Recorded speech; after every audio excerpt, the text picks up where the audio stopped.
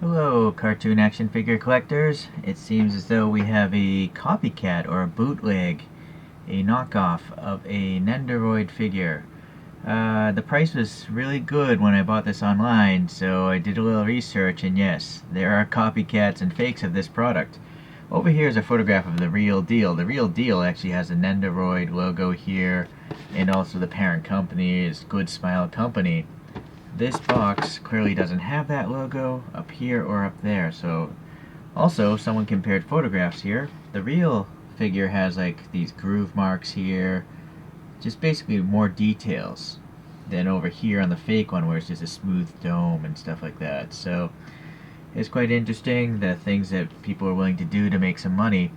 But partially I think this is the fault of the companies. You know, they make these limited edition toys. I don't see a reason for that. I think you should, as a business, sell as much of a product as you can make money off of. But, you know, when you make things in limited editions and these things sell for like $150 on eBay, even though when they weren't remotely close to that originally, that's why copycats come up, right? What do you guys think about that? I don't think it's the job of a company to help scalpers make money. Alright, well, anyway, so the box, it's similar to the real box. The photo actually is the real figure. You know, it's got those sculpting in there. But clearly, I'm gonna guess this is a fake figure inside of this thing.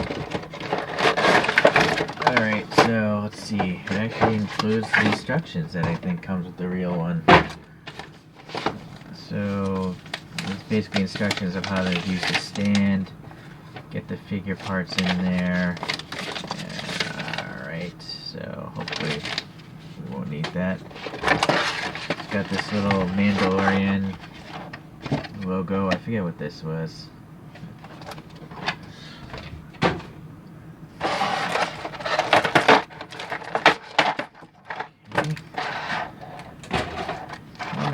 I guess one nice thing about a copycat is I'm not going to keep the packaging because I'll probably never resell this being a fake.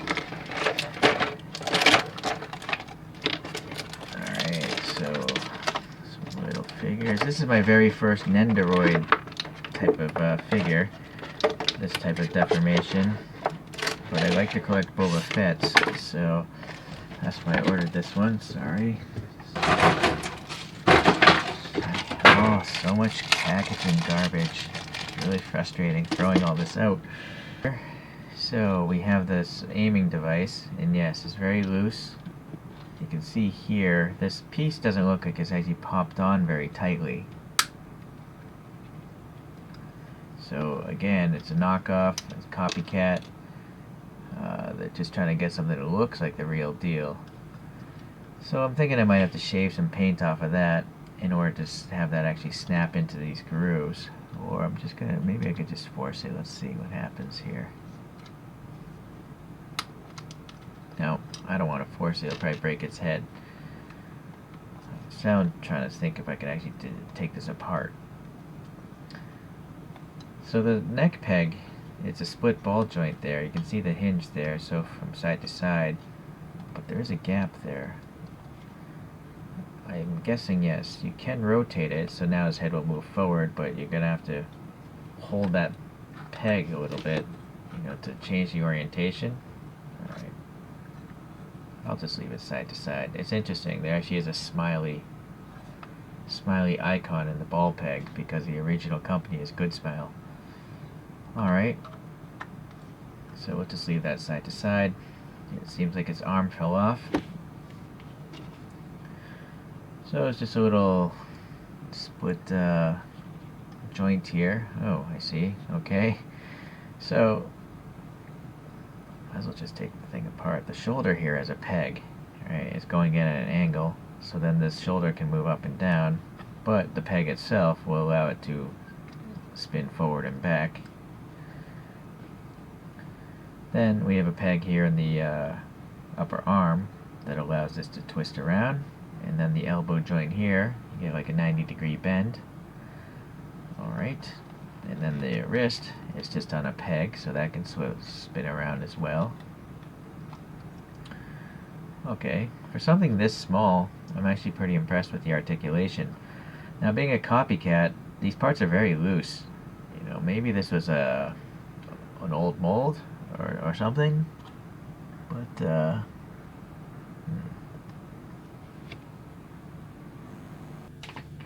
sorry, I had to pause. It seems like I think my LEDs in my photo booth are going bad. They're flickering.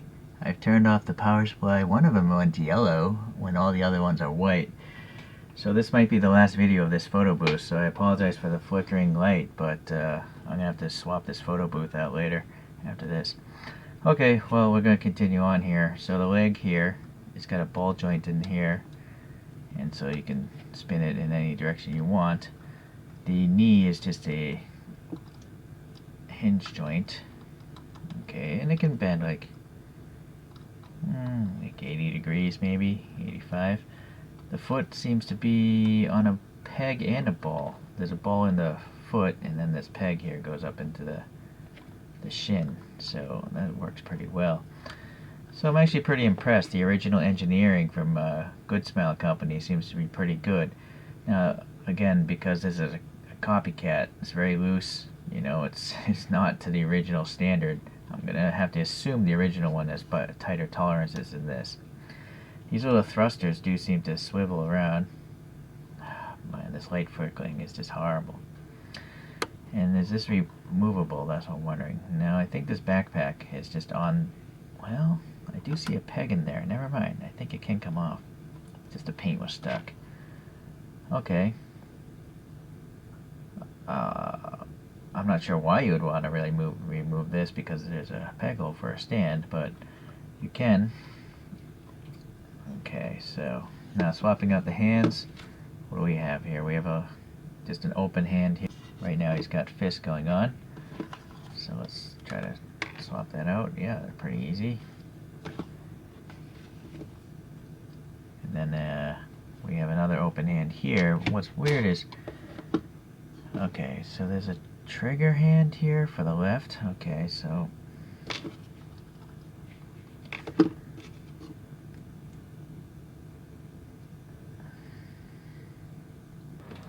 alright, so my photo booth LEDs went bad. I just went and swapped out I bought a panel LED, it's on top, so sorry for the flickering before. I went and made some changes here. I realized that this helmet can come apart. So it's just a friction fit here, as you can see. And the reason why I did that is because this thing was not ever tight enough, you know, against the side here.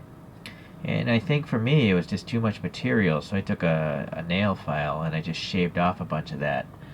And I was able to manage to get it a lot closer. So in fact, I'll put it back on here. Alright, so now that it's apart, I can really squeeze down on this plastic piece. And now you can see there's not much of a gap there. So I think those teeth were a little bit too big. Yeah, so now it's almost a tight fit. It's still a little loose here. That doesn't really bother me. I can put some putty in there, or I could actually just go back and shave it down some more, but I'm okay with this because, well, that's fine by me. Alright, so to put this guy back together, there's these tabs here. They're going to go into the tiny little pins here. They're barely existent. So just press that there, and then you take the top of the helmet, and then that's got a bunch of tabs and pins and stuff like that, and just squeeze it on. So that's it. So it's actually quite good that it's not glued together, so you can actually modify this as you see fit. I'm now also starting to see here in this dome, there actually are those little grooves like on the real one. So I don't know, maybe this is just like they took the old mold from the original Nendoroid run and are just reusing the old mold because now it's all wet, you know, old. But alright, I also think I figured out the stand a little bit better. So this thing is definitely still to hold Han Solo, but we'll get to that later. But this thing actually snaps onto this round piece here. I don't know why they would have such different shapes. Now this peg here, you can put into the back of Boba Fett here. You know, and so you can have him flying if you want. Like so. Right? But if you just want him walking with the Han Solo figure, this actually comes off, and you can peg him down lower, but I'm not going to bother doing that. But then this thing, this piece that holds Han Solo, this thing spins here. So just gravity is what's holding Han Solo in place. But you gotta like really get this low to the ground. Spin him like that. Now for the trigger hand, there's a peg there, but there's no actual peg on the gun itself. So it's kind of weird. You know, there's not enough friction here. The hand just falls right off. So in order to get around that without gluing, I use this poster board sticky tack stuff. This is called Potafix Pro, this particular brand, but there's many different colors you can get from other brands and stuff, right? So I'm going to just put a bunch of little dab of this. Actually, that's probably too much, but we'll see if it works anyways. And this stuff is meant to hold things on walls, so it could easily hold a little gun. Yeah, so I think that works, you know. If you just put a little bit on there, it won't be visible anyways. So I'm just going to leave that like that forever. Then we'll get this left arm going. If I can bend the elbow. Huh, it's weird. Can't bend the elbow. Maybe it's stuck. For some reason that hinge doesn't want to actually pivot. Well, I don't want to break it, so I'm just going to leave his arm like this, I guess. This is very loose as well. So in fact, I'm going to put a little dab of this poster board stuff in there again. I'll just put it on the corner of this thing, so it'll like scrape and drag inside the hole. Yeah, you could fiddle around. There's a little sticking out, but I'll just leave that for now, or I'll just scrape it off. There, so now it's perfectly tight. Alright. So now we got him with the gun. This one again, this side is very loose, so I think I'll just take some more of this putty here. Just a little bit.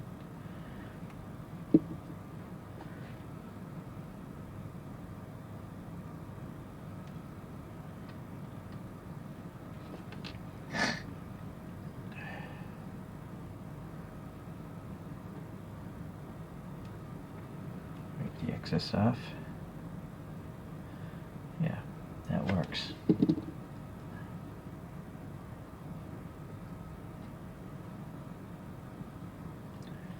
Alright, so there we go.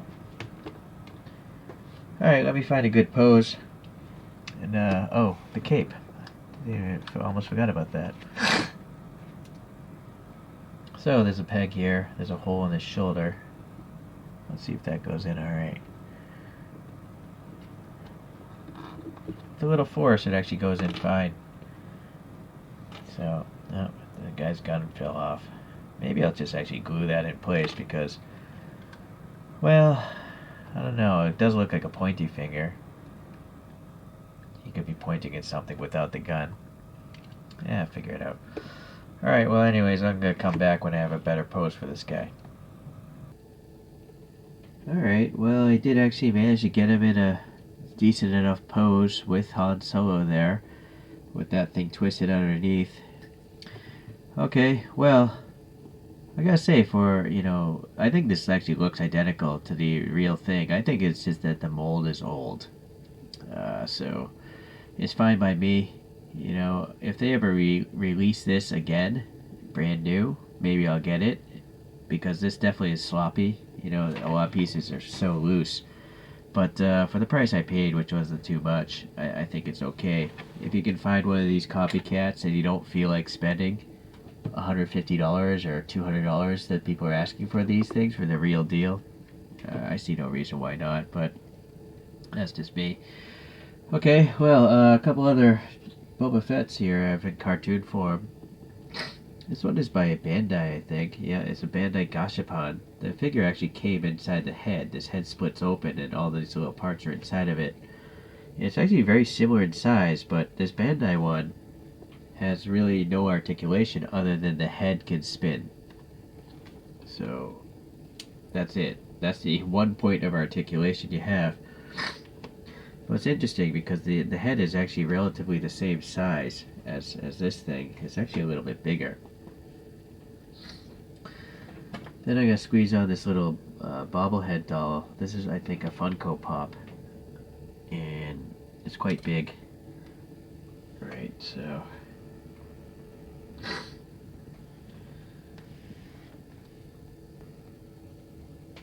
Alright, so the last one I put up there is by Hero Cross, one of those alloy kind of skeleton ones. So there's 4 different types of cartoon deformation of Boba Fett that I have here, and I'll probably continue getting more. I really like these tuned out looking things, you know, the goofy proportions of them. Alright, so I guess that's it for today. Sorry, it's a really convoluted video. The photo booth went bad. This thing has a lot of QC problems, and so that's the case for today. Anyway, so thanks Star Wars fans, and keep on collecting. I'll see you the next time I get a figure. Bye.